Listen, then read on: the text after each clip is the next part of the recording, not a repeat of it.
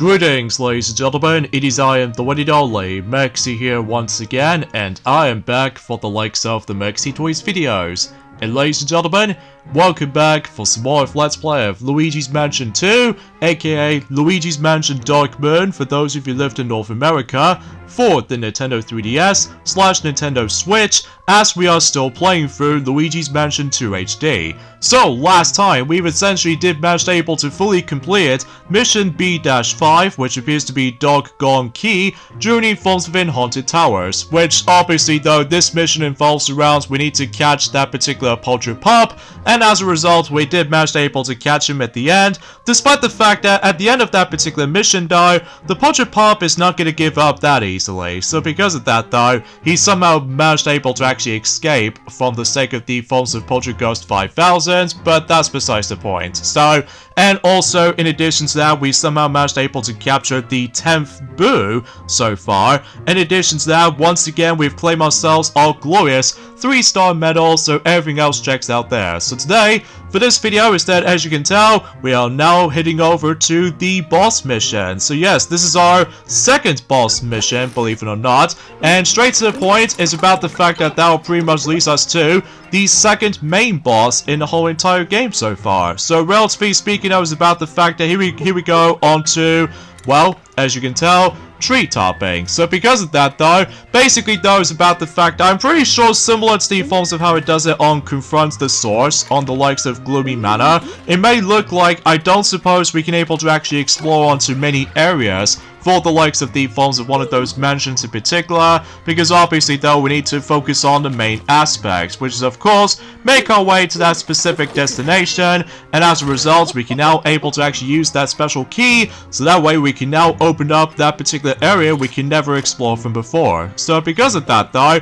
and this is where the point where the fact that certain segments can get pretty annoying at times, especially concerning for the fact that you probably already know what I'm talking about if we dive into this particular mission itself. So because of that, yeah, a few things I want to talk about is, before we get this entire mission started though actually. Recently, today's date is of course the 9th of September today, in some cases in 2024 today. I would have liked able to explain about the forms of what's going on recently, but I'll discuss more about that if we get on to the extra mission.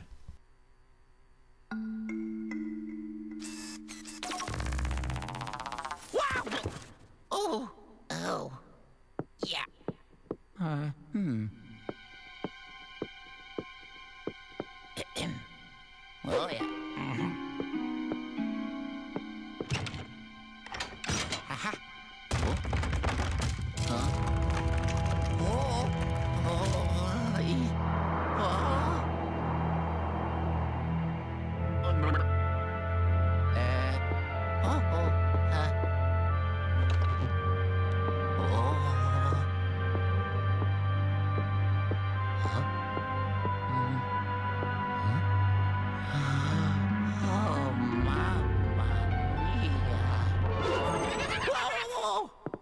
Huh?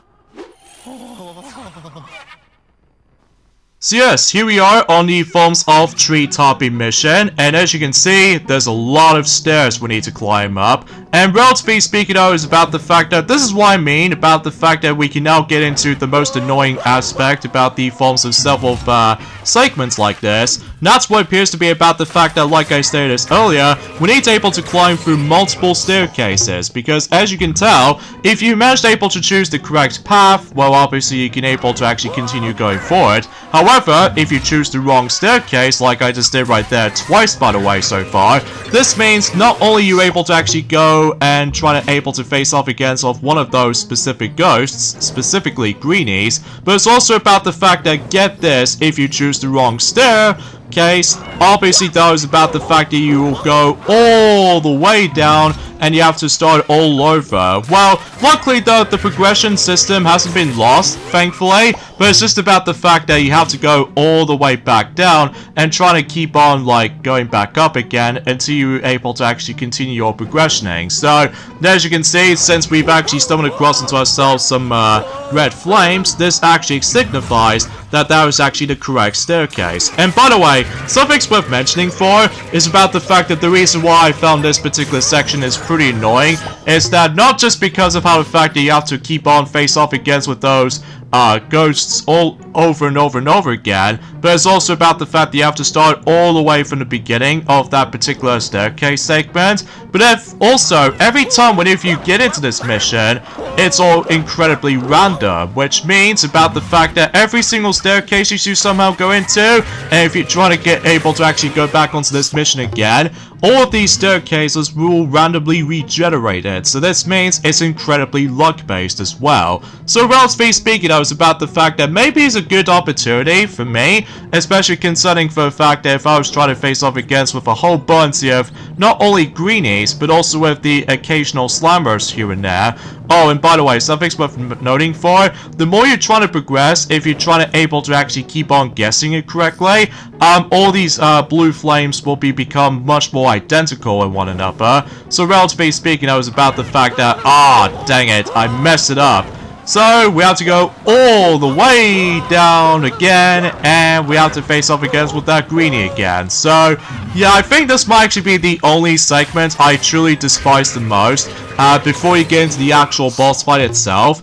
Although, relatively speaking, I was about the fact that we might come across into ourselves yet another processor, which means about the fact that, well, since we're still on the forms within the second mansion in the game, which appears to be Haunted Towers, as you can tell, the processor ghost is actually a lot different. Well, the design-wise looks incredibly similar to the first processor, but you might notice some differences, and you'll see why if we get into the actual boss fight itself. So because of that though, I would have liked able to actually activate the capture button, so that way I don't want to able to actually lose track of myself of which specific determined staircase I have to force to go into. But still, it can be kind of annoying at times if you mess up like this, and because of that though, there's a lot of not only trial and error, but there's also a lot of tedium involved. So because of that though, yeah, it's not pleasant for, you know, trying to go all the way back from the first beginning portion right there.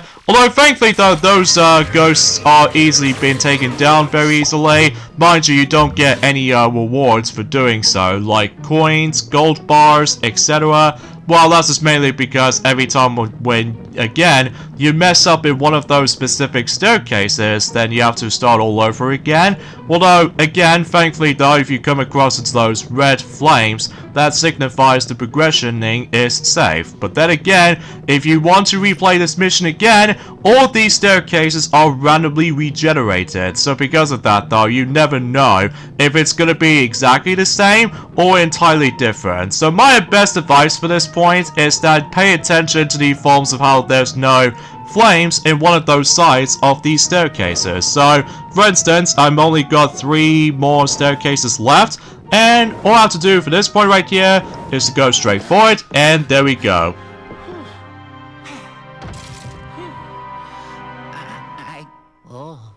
At least that's over. So anyway, so now we need to able to pull this fine until we're able to actually continue our progressioning, which pretty much leads us to the next proper boss fight. So because of that, although there's also some hearts there, but honestly though, whoever needs those hearts to begin with, I'm guessing it's probably because if you keep on getting hit by several ghosts, then it will be handy. Whilst for me though, it might be unnecessary because we already had 100 HP to begin with. So, and here we are on the treehouse itself.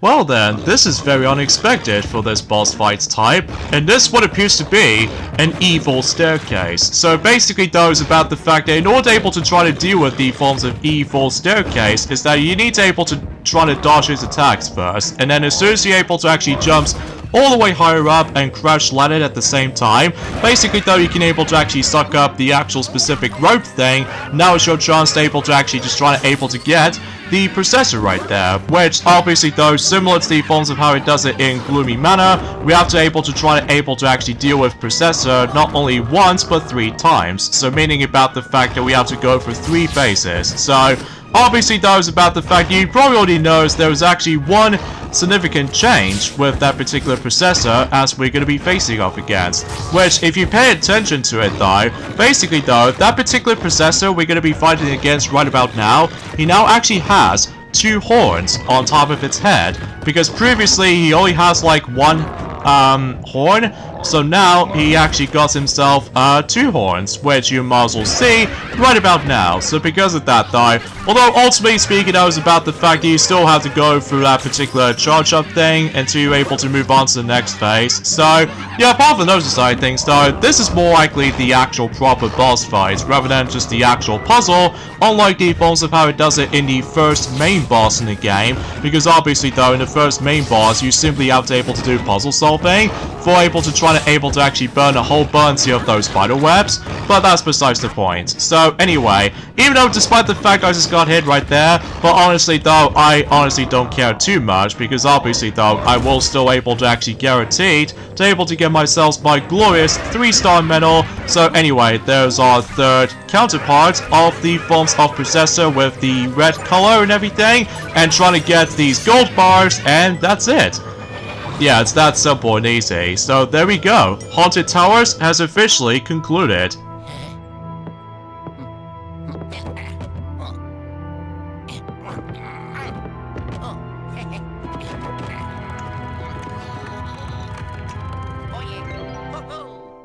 And now we can able to go up to the staircase, and that pretty much leads us to the 3rd Dark Moon piece.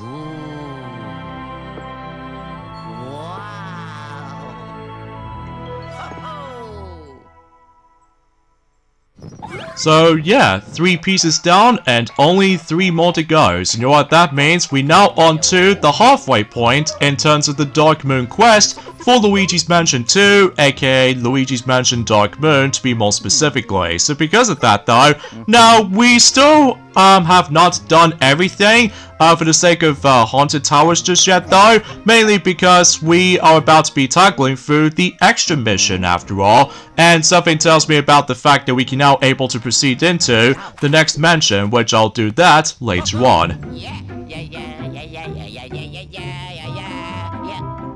Whoa.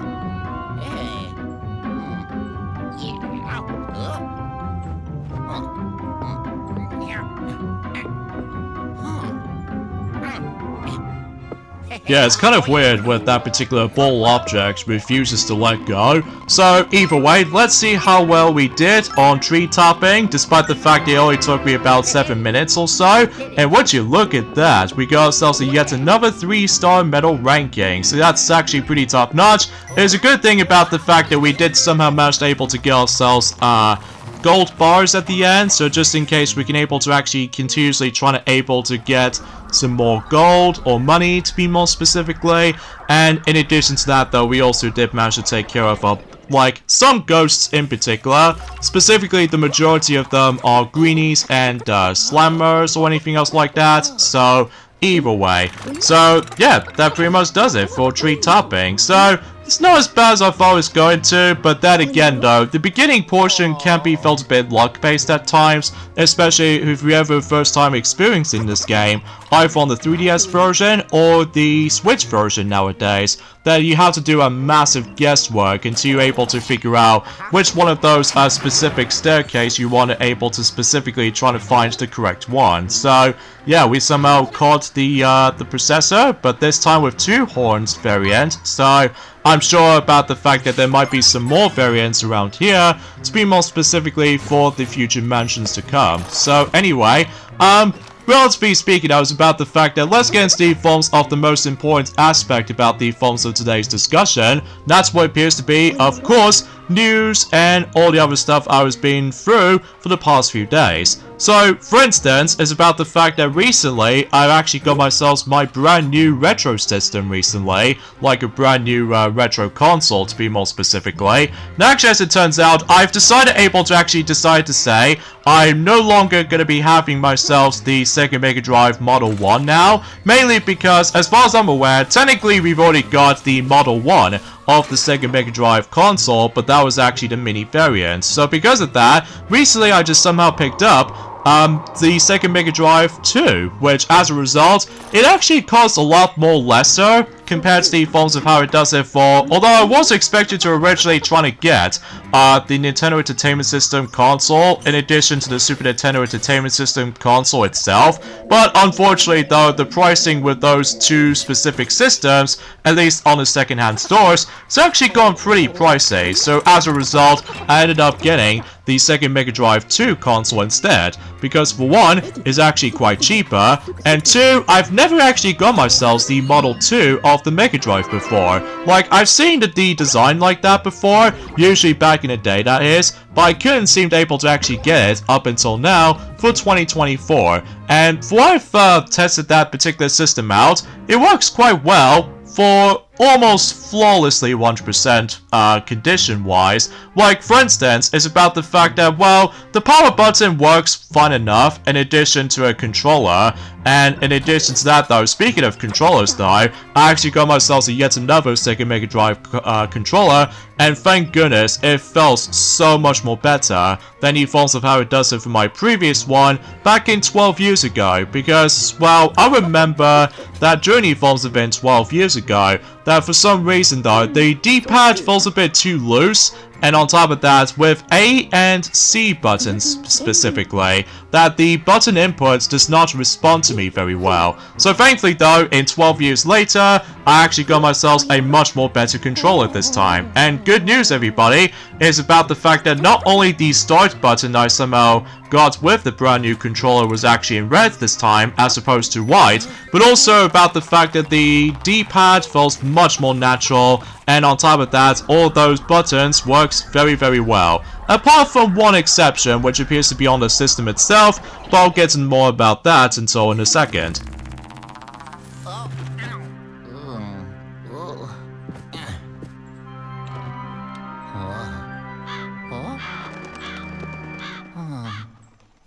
Anyway, back into what I was saying about the forms of the Sega Mega Drive 2 console that I somehow got right now.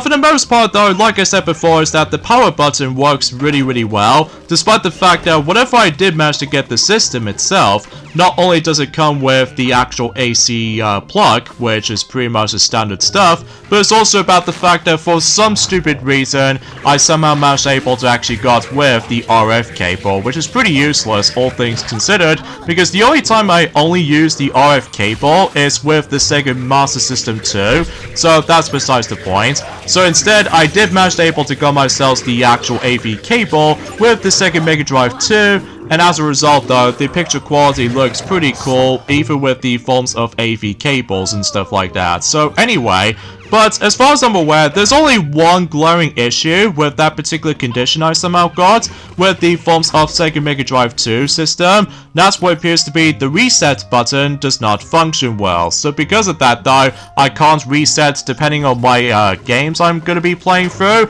Like, I can't reset Sonic the Hedgehog 1 or Sonic the Hedgehog 2 or anything else like that. Although, to be honest with you, it didn't bother me at all, although it's a little bit annoyingly consistent when it comes to the forms of reset buttons nowadays with all these retro systems in one hand.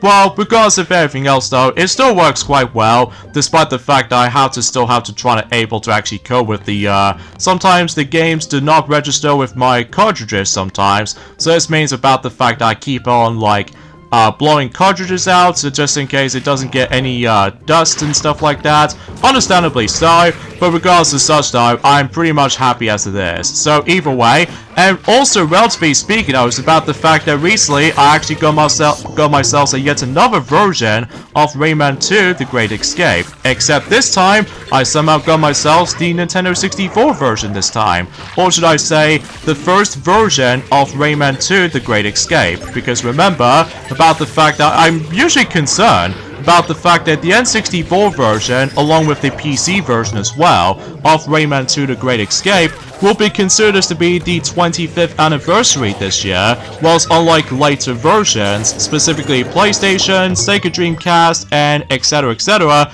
that I get the feeling about the fact that next year will mark the 25th anniversary of not only the PlayStation version, but as well as the Sega Dreamcast version of Rayman 2: The Great Escape. So no matter what though, it's a good thing I did somehow manage able to get myself yet another version of Rayman 2: The Great Escape, although I couldn't really mind about it at all. Especially, I just loved able to actually comparing multiple versions of the exact same game, but with some slight differences, ranging from its graphics, music, etc., alongside with some additional features here and there as well. Like, for instance, I still got myself the PlayStation version back in almost 3 years ago right now, especially concerning that now for what I've heard about the fact that if you manage to beat the game once, you're able to actually access to Rayman 2 prototype, which plays pretty much like Rayman 1, but everything else is pretty much unfinished for the sake of the forms of the prototype version of Rayman 2, but that's besides the point. So either way though, so all I need to go after next, well, in terms of Rayman 2 The Great Escape, potentially speaking though, that's what appears to be the DS version, which I'm not exactly sure if I was trying to get that anytime soon, especially if that, for what I've heard, that the DS version runs like pretty sluggish, for what I've heard. And on top of all that stuff though, is about the fact that the graphics themselves is not exactly great on the DS version. What I do know for certain, for one thing, is about the fact that that particular version was based off from the N64 version, because unlike the forms of how it does it on the 3DS version was actually based off from the Dreamcast version, but with slightly lower frame rate here and there. So yeah, that's as far as I was trying to able to actually mention about specific comparisons. So now I do apologize for my tongue twist in the end, folks, but that's just mainly because it has been about you know what I'm talking about. It's been about 3 days ago since actually I've last played this game for sure. Especially, you probably already know about the fact that recently, Tiana, she's now recently finished up every single aspect in terms of Sonic Colors for the DS. So because of that, and I suppose that the next Sonic game we're about to be tackling through next, well, I suppose about the fact that Sonic Generations for the 3DS could be one thing, while as far as the rest of it goes, well, we're probably not going to mention any spoilers for the time being, because it's especially noticeable concerning for the fact that, after all, that we are still playing through Luigi's Mansion 2 HD for right now, or specifically Luigi's Mansion 2 in general. So either way though, that's as far as I can try to able to explain about that. So anyways though, also as far as I'm aware, is about the fact that now there's also the forms of the iOS version, which I also could potentially try to get, but what I've noticed is that the touch controls are the most infamous aspects when it comes to the forms of trying to do some 3D platforming games from time to time.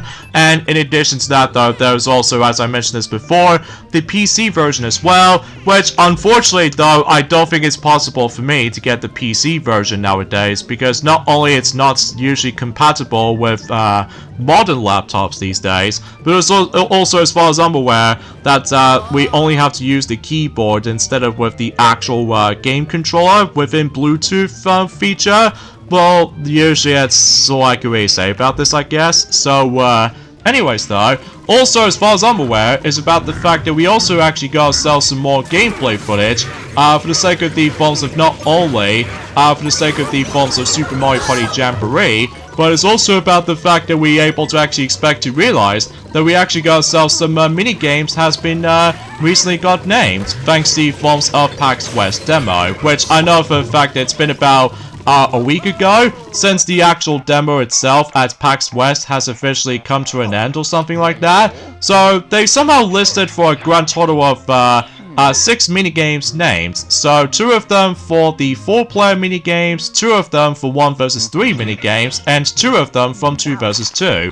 And some of them are food related, whilst the others are more entirely based off from, like, I don't know, strategy based or something like that. So for instance, for the sake of the forms of 4-player minigames, they only named 2 minigames on 4-player minigames so far, aside from the forms of some classic retro minigames returning. So those 2 are Hot Cross Blocks, as well as the forms of Sandwiched. And meanwhile, for 1 versus 3 minigames though, we're able to see Sunset Standoff alongside with Cookie Cutters. So, and finally in terms of 2 versus 2 minigames though, we can expect able to see Prime Cut and Tricky Turntable. So, yeah, that's the only names we can probably think about it for right now. In terms of certain minigames have been listed for names in Super Mario Party Jamboree, unless if you really want to count the forms of those retro minigames, which we've already know about some of them, all thanks to the forms of how the fact that I've already mentioned about this quite a few times during the forms have been last week or so, or specifically last Wednesday specifically. So, also, for what I've heard anyway, about the fact I don't think we can able to actually get more additional characters for the sake of the playable characters department for Super Mario Party Jamboree, sadly. So you know what that means? I don't think it's possible we can able to see not only Dry Bones, but as well as the forms of Hammer Bro, and of course Diddy Kong. So because of that though, kind of sucks honestly, but I will admit though, I'm perfectly happy with the forms of that particular character selection in Super Mario Party Jamboree. Although, for what I do notice is that a lot of people seem to don't usually like about the forms of the character roster in Super Mario Party Jamboree for some reason, because they sometimes found it a bit too boring. Although, don't get me wrong, that Pauline is an excellent choice for able to actually brought her as a playable debut in a Mario Party game, which is always swell. But aside from all that stuff though, I just have no idea that some people complain about the character roster of how it looks like for Super Mario Party Jamboree. And relatively speaking, I was about the fact that, well, I do also realize is that much like the forms of how it does it in Super Mario Party, obviously though, party points will make its return though, so I'm not exactly sure what that will features for that particular currency usage for the likes of Super Mario Party Jamboree. I suppose we'll find out more about it until next month or so, or perhaps even maybe we'll have to wait until perhaps even the overview trailer will pop up during at some point in later on in September or something. Well, I suppose we'll have to wait and see what happens. So anyway, also, good news folks, is that recently we somehow predicted this a couple of times in during the forms within the past few weeks or so, and yes, Inside Out 2 has officially became the #1 spot when it comes to the highest grossing animated films recently. So because of that though, I'm just gonna say Inside Out 2, congratulations by the way, for not only became the #1 for the sake of the highest grossing animated films, but also you somehow finally conquered the milestone for the Lion King live action movie, because seriously, I just really still despise the forms of the live action version of the Lion King, because again, it's just about the fact that it just ruins the actual nostalgia. Most of the songs is not that very memorable, unlike the original version to me though. And on top of that, of course, you know exactly what I'm on about. The CGI is absolutely bare bones, and relatively speaking, that's as far as I can try to able to describe about this. So anyway though, before we end off this video right here, we're also able to show you guys the forms of the gem collection based off from Haunted Towers. So let's just go into the gem collection and let's see what specific statue we might come across into in Haunted Towers. And it may look like that Luigi is about to try to able to suck up stuff with the Poltergeist 5000. So yeah, it looks actually pretty cool and everything. So, because yeah, kind of think about it though, that the actual gems themselves, which are entirely in green in Haunted Towers, so it's almost like represented for emeralds. So I wonder if it's possible we can able to actually come across into a different color of those specific gems once we're able to actually dive right into the next mansion as far as our next progressioning we're about to be hitting off to next. So yeah, speaking of which though, is about the fact that I think suffice to say for this point folks, is that we got endings off this point right here. So join me next time for more of Let's Play of Luigi's Mansion 2,